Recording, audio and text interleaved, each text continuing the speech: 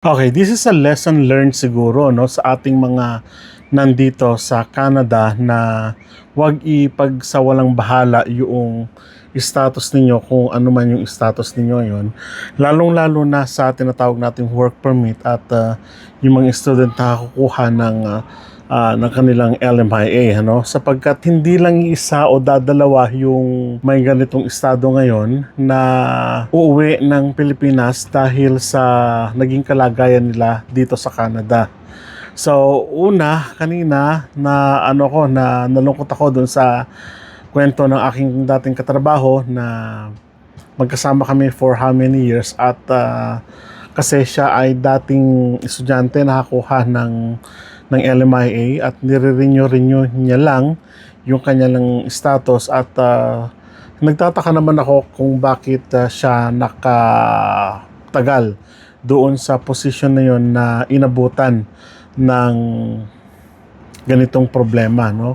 So, ang tanong ko sa kanya kanina, paano nangyari yon? Kako na uuwi ka dahil yung status mo noon, akala ko okay ka na dahil ang sinasabi niya nga sa akin noon, para makakuha na raw siya ng kanyang LMIA. Kaya nga lang, ang naging priority kasi ng government ngayon, kasi lumipat siya mula dito, nagpunta ng Alberta at hindi na i-renew yung kanyang LMIA dahil sa kanyang estado na pumasok kasi siya sa low skilled at yun yung kanyang kumbaga nagustuhan. Pero matagal ko na siyang sinabihan na kung hanggat maaari maghanap ka ng yung talagang gusto mo sana na trabaho at naakma doon sa education mo ngayon sa kasalukuyan para may chance ka na makakuha ng LMIA. Pagdating ng panahon, makakuha ka ng iyong, let's say, permanent residency dito nga sa Canada. So, ganun naging usapan namin, no?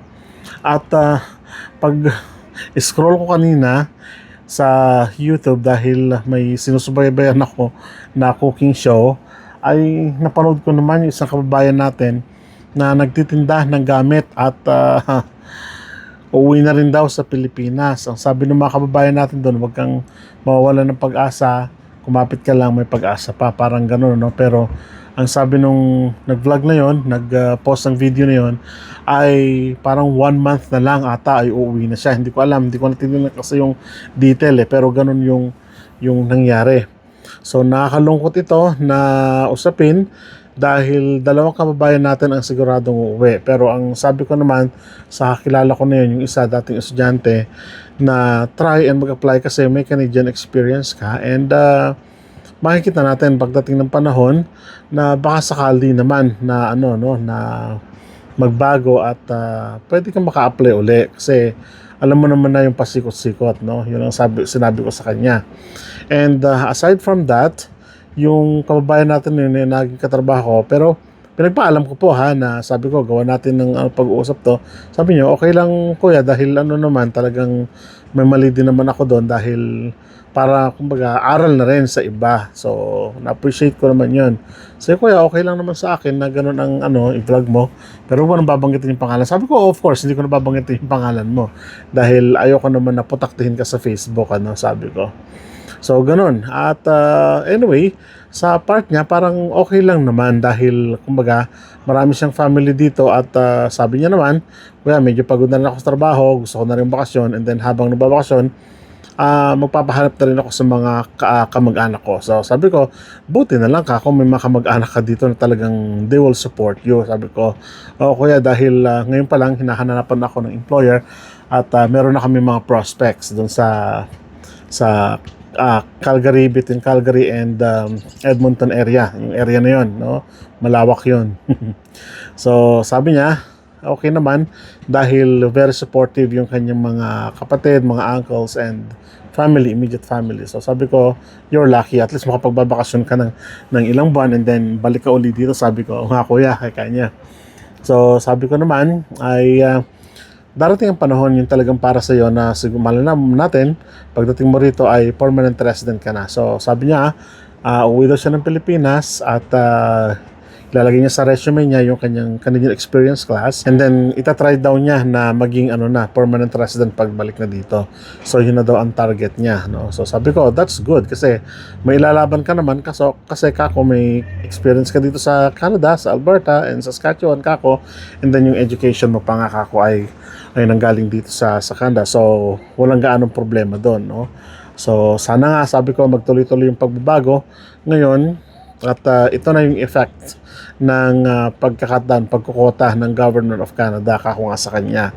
At ganoon din, naawa naman ako dun sa isang nag-vlog, si Kuya, na tinitinda niya yung bed niya, tinitinda niya yung kanyang sofa, na parang nung umupo siya doon, parang na-feel ko na ramdam mo yung pagod niya, no? And malalaman niya na lang sa Government of Canada na hindi na pala na-renew yung kanyang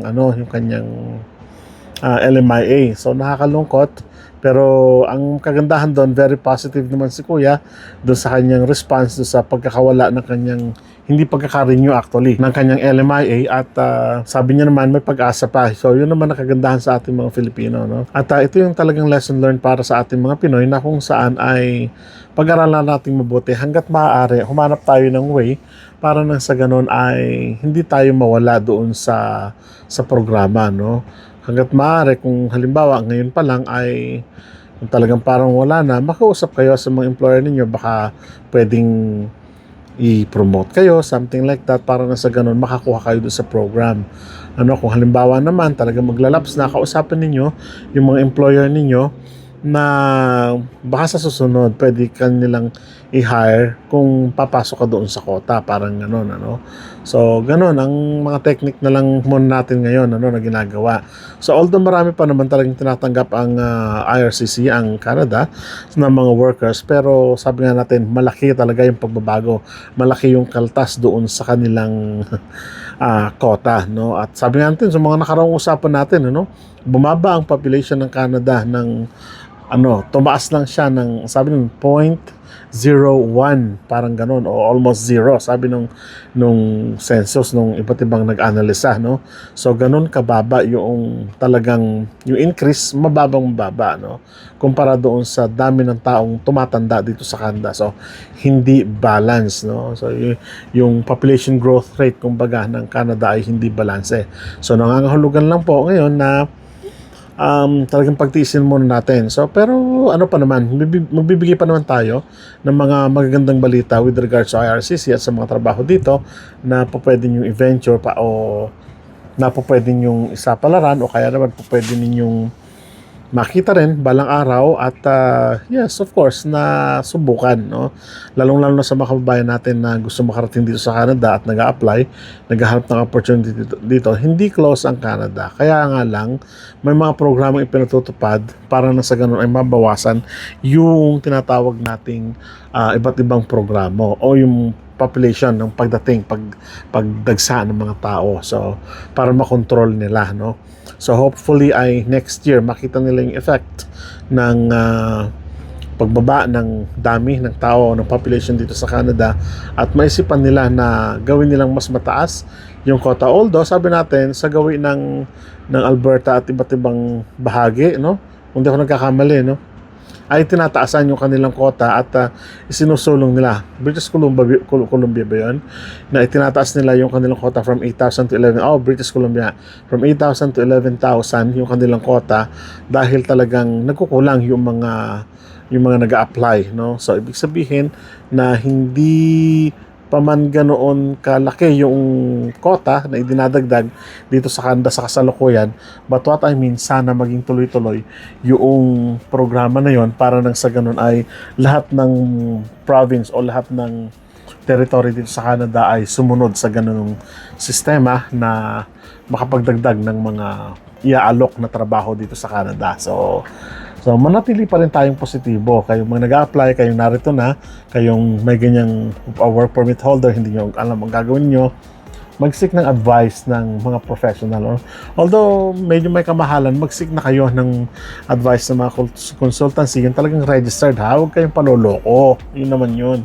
Huwag kayong basta-basta kung sino-sinong pupulutin nyo dyan. Ano? Kung ako tatanungin nyo kung gusto kong tulungan kayo with regards to your papers, hindi ko na po kaya dahil wala po tayong lisensya dyan. Sa mga nagtatanong po pala, no? Hindi ko kaya na gawampanan yung pinagagawa nyo sa akin dahil una-una, hindi po tayo lisensya na consultant dito sa Canada, immigration consultant, hindi tayo immigration lawyer para gawin po yung papers niyo, no? So, humanap po kayo. Marami po dyan, no? And always verify yung mga papers nila, no? Papakita naman po nila yan, no? So, sana po ay manatutunan tayo sa kwento ng dalawang kababayan natin na yon na from student, worker, yun sa worker pagdating dito, and then parehong nawalan ng trabaho dahil o nawalan ng status o hindi na i-continue, discontinue kanya nilang LMIA dahil po sa programa, no? So this is a lesson learned for all of us, no? So maraming salamat po at kita-kita po tayo sa mga susunod na vlog. Sa muli po, paalam.